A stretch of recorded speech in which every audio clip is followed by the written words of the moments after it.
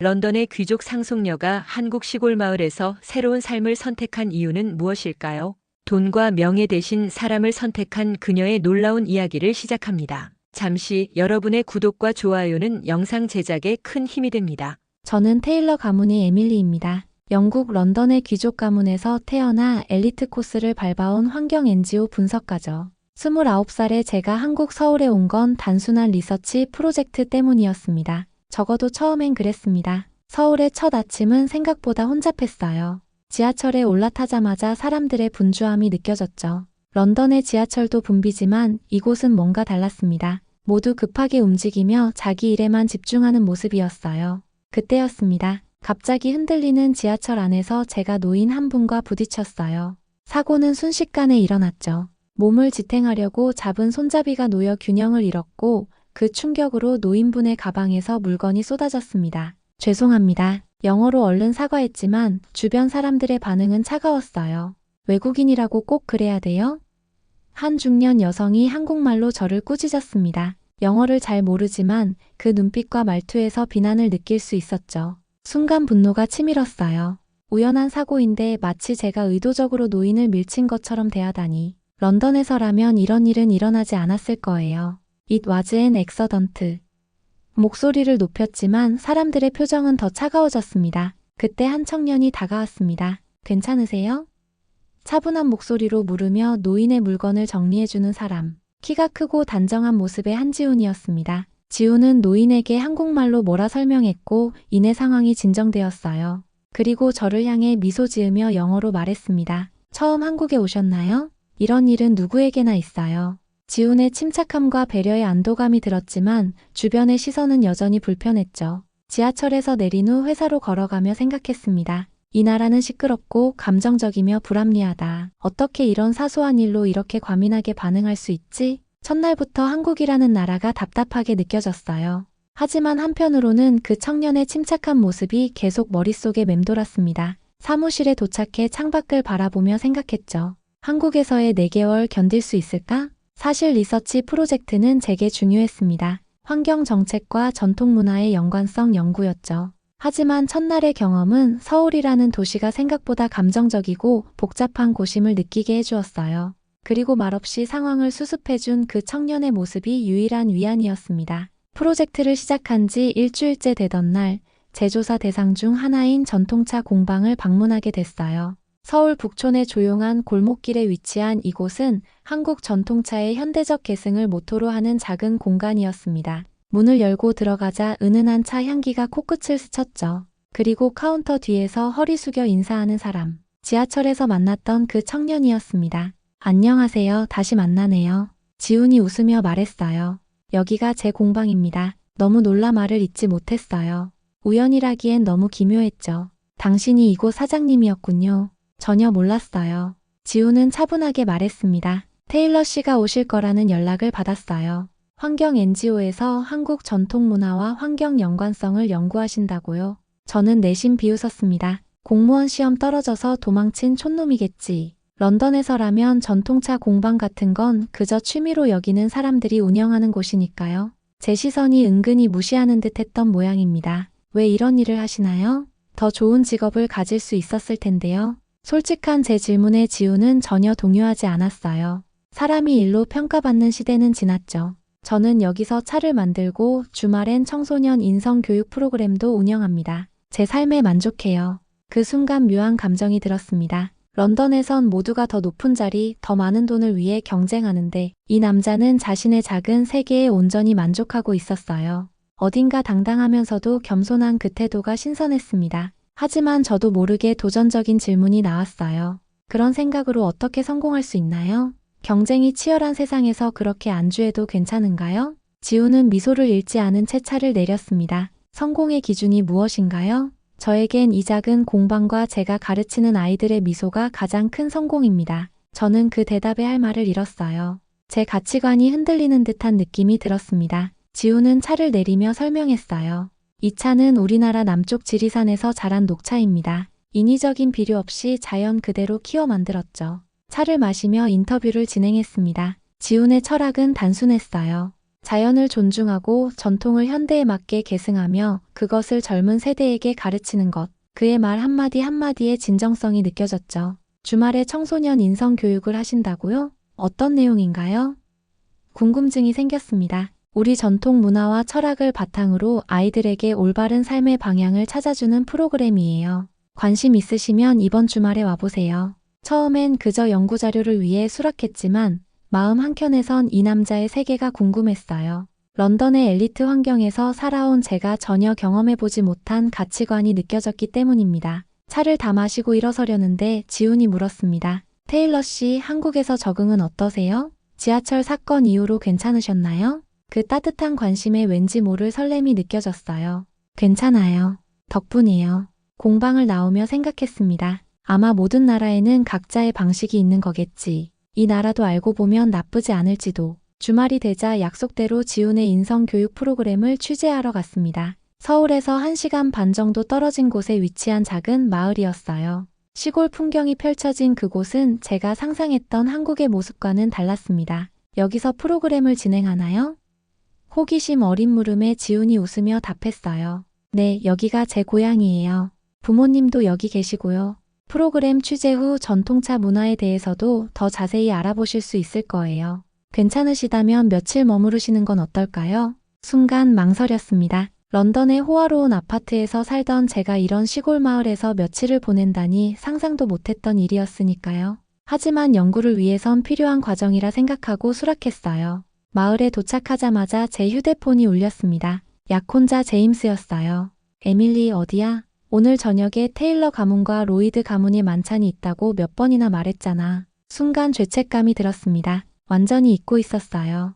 미안해요, 제임스. 지금 연구 때문에 서울 밖에 있어요. 돌아갈 수가 없어요. 또 일이야? 네가 가문의 의무보다 일을 우선시한다는 게 가족들을 얼마나 실망시키는지 알아?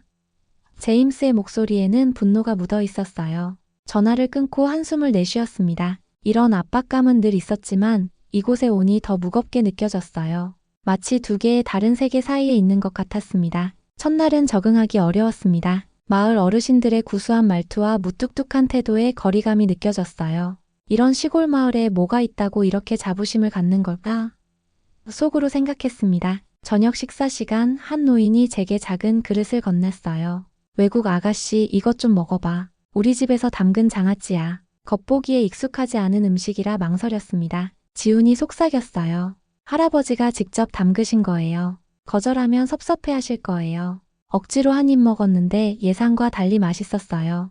맛있네요. 감사합니다. 서툰 한국어로 말하자 노인의 얼굴에 미소가 번졌습니다. 지훈의 집은 작지만 정갈했어요. 한옥 형태를 현대적으로 개조한 구조였죠. 그의 어머니는 70대로 보였는데 과묵하고 강인한 인상이었습니다. 처음엔 말이 없으셨지만 저를 위해 방을 정성껏 준비해 주셨어요. 아가씨 밥 먹어야지. 첫 저녁 지훈 어머니의 손에서 나온 밥상은 놀라웠습니다. 묵은지를 넣은 찌개, 갓 지은 흰 쌀밥, 여러 가지 나물 반찬. 보기만 해도 정성이 느껴졌어요.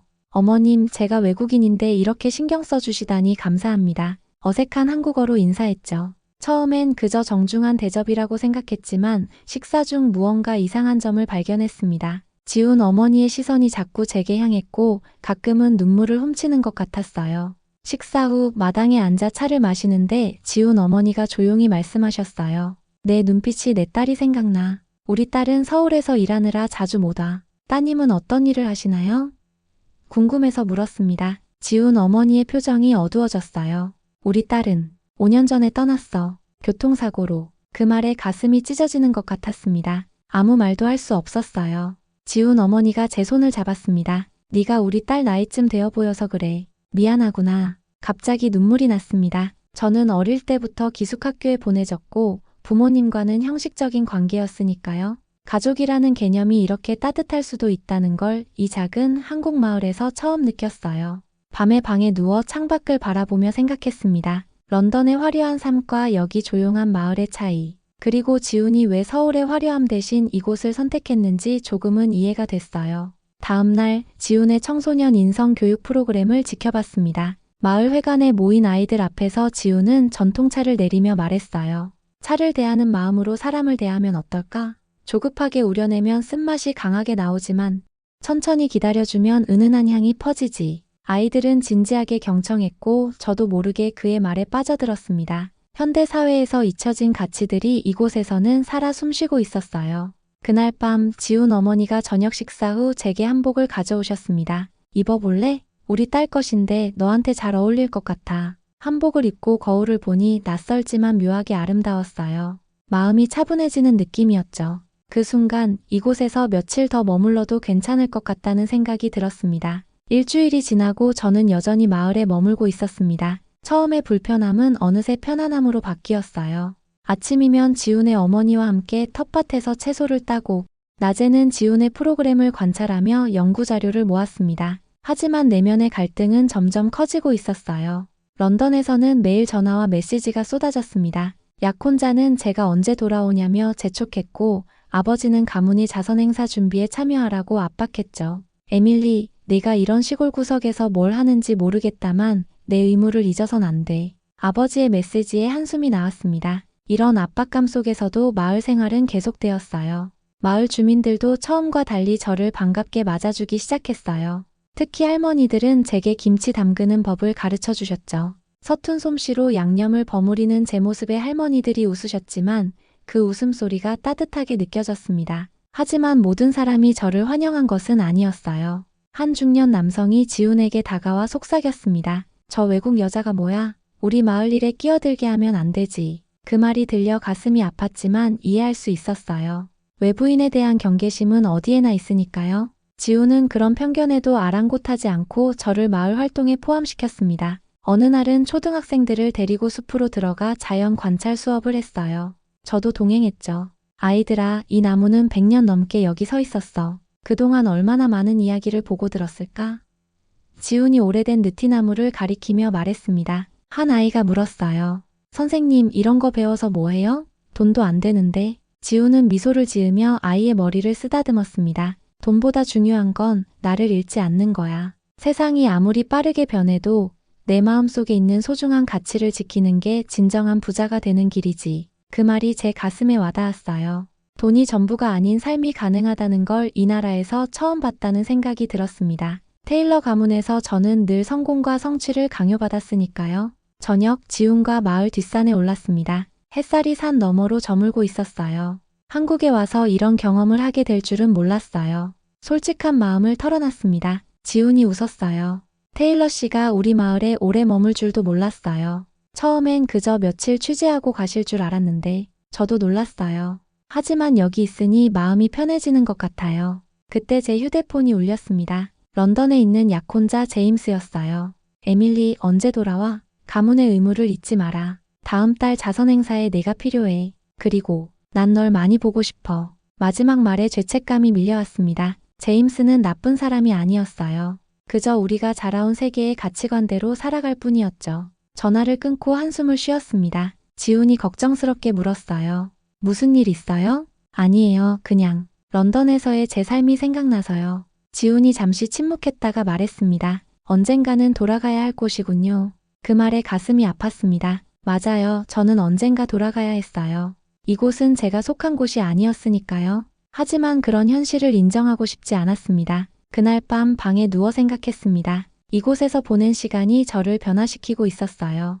테일러 가문의 상속녀로서의 의무와 책임, 그리고 지금 이 순간 느끼는 자유로움 사이에서 갈등이 시작되고 있었습니다. 마을에 온 지 열흘째 되던 날 갑작스러운 폭우가 쏟아졌습니다. 처음엔 단순한 비라고 생각했지만 시간이 지날수록 비의 양이 늘어났어요. 저녁쯤에는 마을 전체가 정전되었습니다. 걱정 마세요. 이런 일은 가끔 있어요. 지훈이 촛불을 켜며 말했어요. 하지만 상황은 심각해지고 있었습니다. 비가 계속 내리자 마을 아래쪽에 있는 집들이 침수되기 시작했어요. 지훈은 즉시 주민들을 돕기 위해 나갔고 저는 그의 어머니와 함께 집에 남았습니다. 아가씨, 괜찮아. 우리 지훈이가 다 알아서 할 테니. 지훈 어머니가 담담하게 말씀하셨어요. 그 목소리에 묻어나는 신뢰가 인상적이었습니다. 기다림이 길어지자 불안해졌습니다. 밖은 이미 어둡고 빗소리만 요란했어요. 혹시 무슨 일 생기면 어쩌죠? 걱정 말거라. 우리 마을은 이런 일이 있을 때마다 서로 돕는단다. 아무도 혼자 두지 않아. 그 말에도 불안함은 가시지 않았어요. 결국 저는 우비를 입고 밖으로 나갔습니다. 어디 가니? 지훈 어머니가 말렸지만 저는 지훈이 걱정되었어요. 빗속을 헤치며 마을 아래쪽으로 내려갔습니다. 물은 이미 무릎까지 차올랐고 사람들은 분주하게 움직이고 있었어요. 멀리서 지훈의 모습이 보였습니다. 그는 노인들을 안전한 곳으로 옮기고 있었어요. 제가 다가가려는 순간 갑자기 강한 물살이 밀려왔습니다. 물결에 휩쓸려 넘어지는 순간이었어요. 에밀리. 지훈의 다급한 목소리가 들렸습니다. 그가 물살을 뚫고 달려와 제 손을 잡아당겼어요. 괜찮아요? 지훈의 얼굴에 걱정이 가득했습니다. 네, 괜찮아요. 몸은 흠뻑 젖었지만 다친 곳은 없었어요. 도와드리고 싶었어요. 지훈이 잠시 고민하더니 고개를 끄덕였습니다. 좋아요. 하지만 제 곁에서 떨어지지 마세요. 우리는 함께 노인들과 아이들을 마을 회관으로 대피시켰습니다. 작은 손전등 몇 개가 유일한 빛이었지만 모두가 침착하게 서로를 도왔어요. 런던에서는 이런 상황에서 패닉에 빠지고 자기 안전만 걱정할 텐데 이곳 사람들은 달랐습니다. 한 할머니가 몸을 떨고 계셨어요. 저는 망설임 없이 제 재킷을 벗어드렸습니다. 할머니가 놀란 표정으로 저를 바라보셨어요. 고마워, 아가씨. 천만에요. 제 한국어가 서툴러도 진심은 전해진 것 같았습니다. 그때 뒤에서 저 외국 여자 꽤 쓸모가 있네라는 말이 들렸어요. 아까 절 경계하던 중년 남성이었습니다. 비록 완전한 인정은 아니었지만 변화가 시작된 것 같았어요. 밤이 깊어가도 지훈은 쉬지 않고 주민들을 도왔습니다. 그의 지치지 않는 봉사 정신에 저도 힘을 내어 함께 일했어요. 빗물이 새는 천장을 막고 아이들을 달래고 노인들께 따뜻한 음료를 나눠드렸습니다. 새벽녘 마침내 비가 잦아들었지만 지훈의 얼굴은 창백했어요. 그는 현관에 들어서자마자 쓰러졌습니다. 지훈.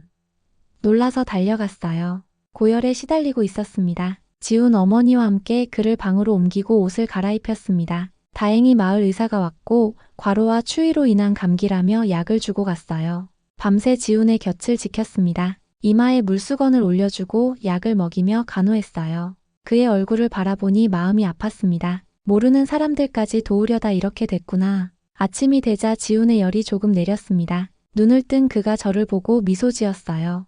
여기서 잤어요? 네. 걱정됐으니까요. 솔직한 마음을 털어놨습니다. 고마워요, 테일러 씨. 에밀리라고 불러주세요. 친구 사이에 성은 너무 딱딱하잖아요. 저도 모르게 나온 말이었지만 후회하진 않았습니다. 지훈이 약하게 웃었어요. 에밀리. 아름다운 이름이네요. 갑자기 문이 열리고 마을 주민들이 들어왔습니다. 아까 절 경계하던 중년 남성도 있었어요. 선생 괜찮아? 우리가 다 걱정했잖아. 네, 괜찮습니다. 에밀리 덕분이에요. 지훈이 저를 가리켰습니다. 중년 남성이 잠시 저를 바라보더니 고개를 숙여 인사했어요. 어젯밤에 도와줘서 고맙습니다. 그 말에 감동했습니다. 처음으로 마을 사람들이 저를 불청객이 아닌 한 사람으로 바라봐주는 것 같았어요. 지훈 어머니가 죽을 끓여오셨습니다. 아가씨 덕분에 우리 아들이 금방 나았어. 고마워. 당연히 해야 할 일이었어요. 지훈 씨가 저를 도와준 것처럼요. 지훈 어머니가 잠시 저를 바라보시더니 말씀하셨어요.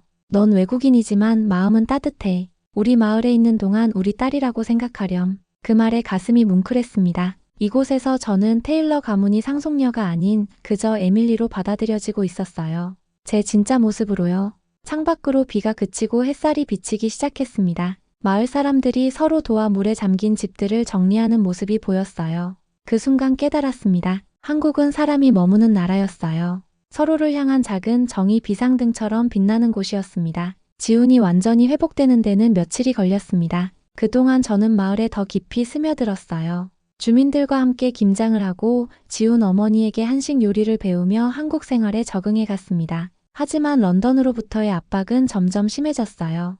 약혼자 제임스는 매일 전화로 귀국을 재촉했고 아버지는 가문의 의무를 상기시키는 메시지를 보냈습니다. 심지어 테일러 가문의 변호사마저 연락해왔죠. 에밀리 씨, 테일러가의 재산 상속 문제 때문에 귀국이 시급합니다. 더 지체하시면 법적 문제가 생길 수 있습니다. 어느 저녁 지훈과 함께 마을 근처 작은 언덕에 올랐어요. 서울의 화려한 불빛과 달리 이곳의 밤하늘은 별들로 가득했습니다. 지훈 씨, 솔직한 이야기를 해도 될까요?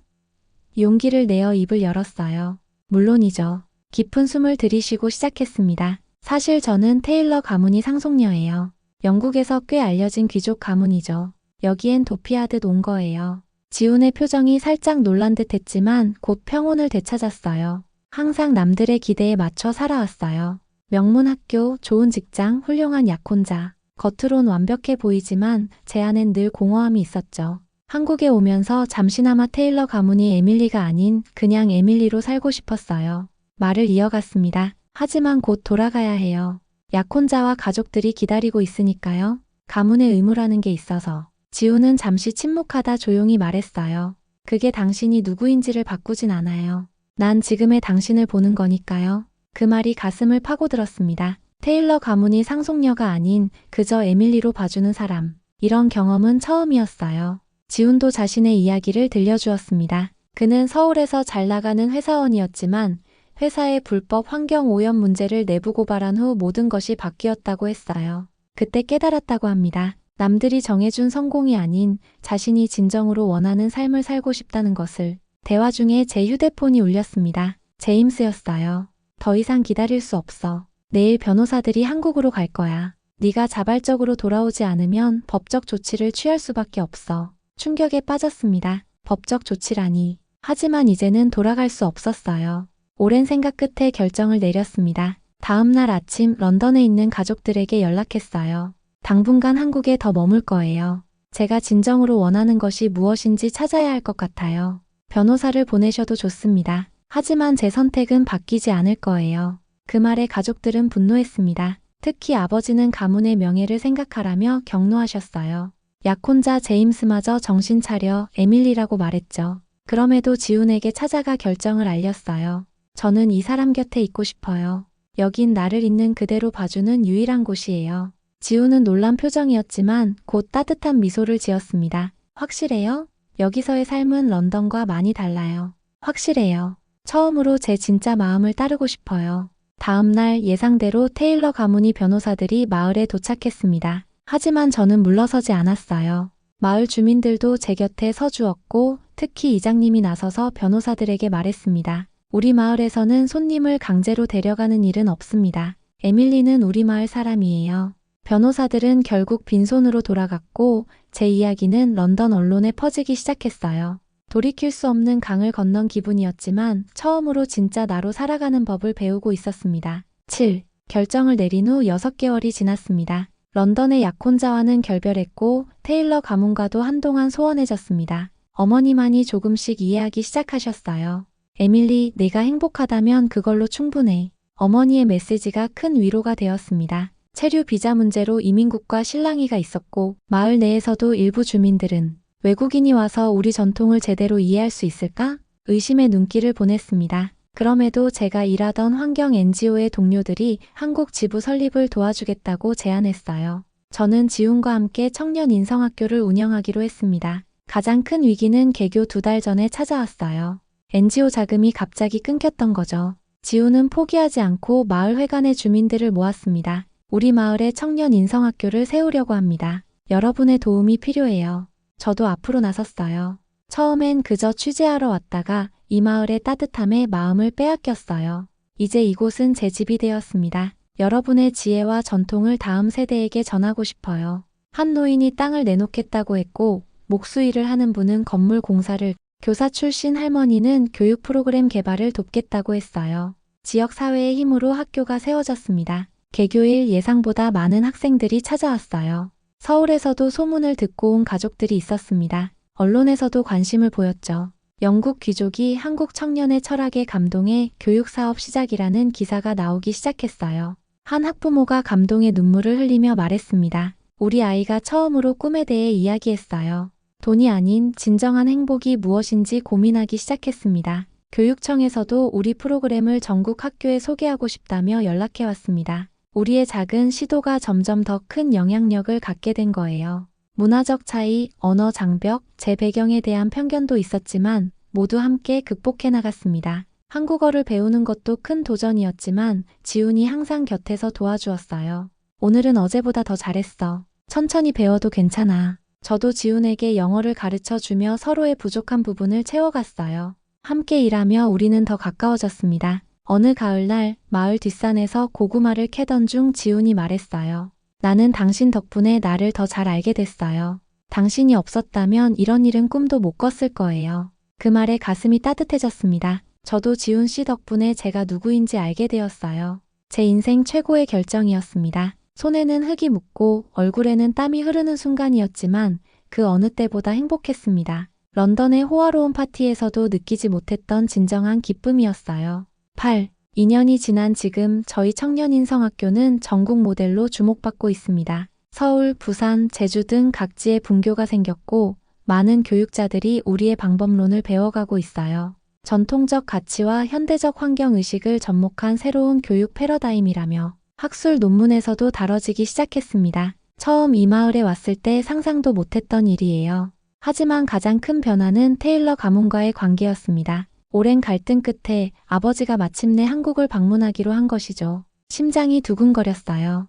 2년 만에 아버지를 만나는 거였으니까요. 아버지는 여전히 위험 있는 모습이었지만 표정에는 예전과 다른 부드러움이 있었습니다. 인성학교를 둘러보시더니 놀란 표정을 감추지 못하셨어요. 네가 이런 일을 하고 있을 줄은 몰랐구나. 인상적이야, 에밀리. 저녁에 지훈과 함께 차를 마시는 자리에서 아버지가 말씀하셨어요. 내 딸을 부탁하네. 그녀가 이렇게 행복해하는 모습은 처음 보는구만. 그 말에 지훈이 공손하게 고개를 숙였습니다. 걱정 마세요.